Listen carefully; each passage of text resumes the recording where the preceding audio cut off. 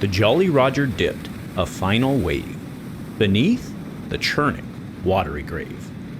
The salty spray, a final breath. He sank beneath, embraced by death. No hymns were sung, no prayers were said, no single tear was shed. No land to hold his weary bones, just ocean's chill and mournful roads. But in the black, a hunger grew for sunlit decks and skies of blue. The ocean roared a fearful sound, as from the deep the dead rose unbound. A fearsome sight, he climbs the wave, returning from his watery grave.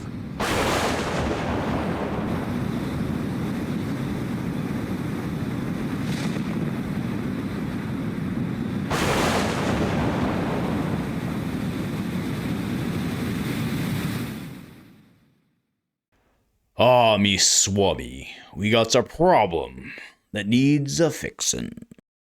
Swabbie spent his early years building Gravy Bones' dread vessel, and the rest overseeing its repairs.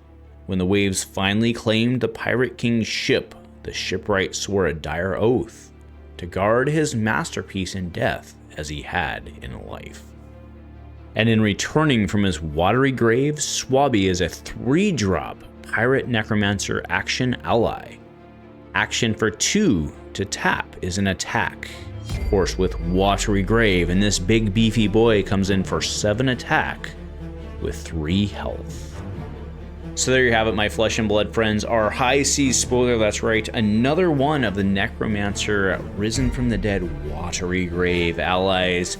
And I want to do my best I can for those of you who've decided to stick around beyond the actual spoiler point, to kind of put things in perspective and really boil things down as to what we know. Now, one of the challenges I've personally had in putting the spoiler together is how do the mechanics work? It's a compressed spoiler season. We really didn't know much going into this. I waited as long as I could for you all to try and string that along. But what we know as of now is what's been spoiled as of the time I'm shooting this, and of course the rule of spoiler season is kind of like Fight Club. The rule of spoiler season is as soon as you shoot something, more stuff comes out. And that's not only okay, it's actually pretty awesome. So putting in context of what we know.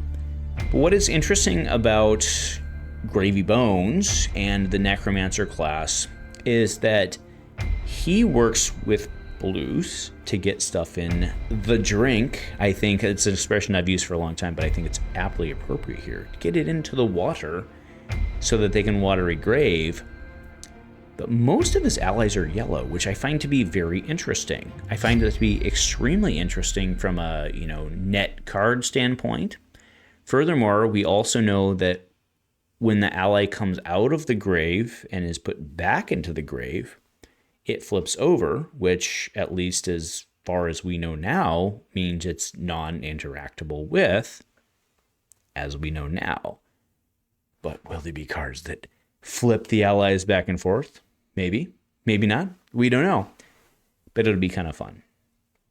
Not kind of fun. It'll be certainly fun to find out.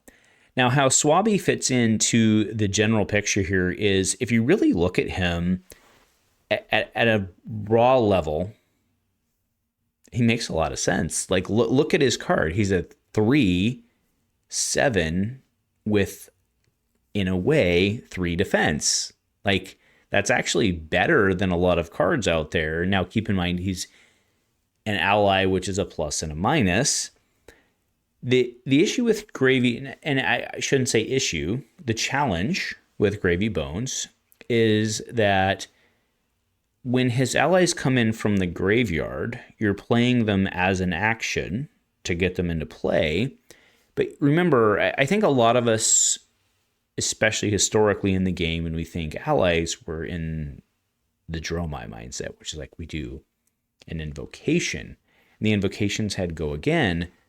But these guys don't have go. And by these guys, these folks, these watery gravies, whatever, the watery gravy bones, whatever, they don't have go again. So that's why Swabi himself does not have an instant, but a fair number of them have had an instant on them. And I think that kind of feeds into the point I'm trying to make, which is you're consuming action points to get Swabi and his friends. on board the ship, the risen ship, the arisen ship. And that seems interesting to me.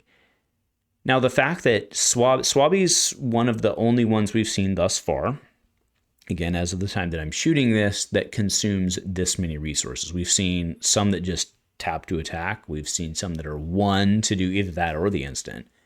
But Swabie's just straight up 3 for 7 attack.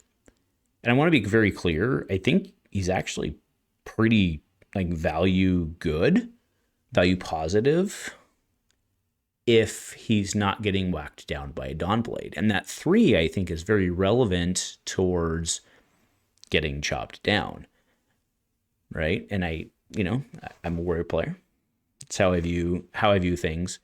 But that's going to be very interesting in terms of that 3 breakpoint, in terms of being chopped down, because it doesn't have an instant, right? That health takes them off the table. And then when he goes back in, he's, at least to our knowledge as of the time I'm shooting this, gone forever. Into the depths of the water, no longer in a watery grave, I think is probably apt. But we will see if they have a normal fab card back or not. That'll be interesting to see. But anyway, there's a lot of unexplored portions here, and that's why I don't want to go too long on this video. But I think it's very interesting to explore a lot of the challenges that I think Gravy Bones is going to have to face to raise his army from the dead. Maybe aptly so.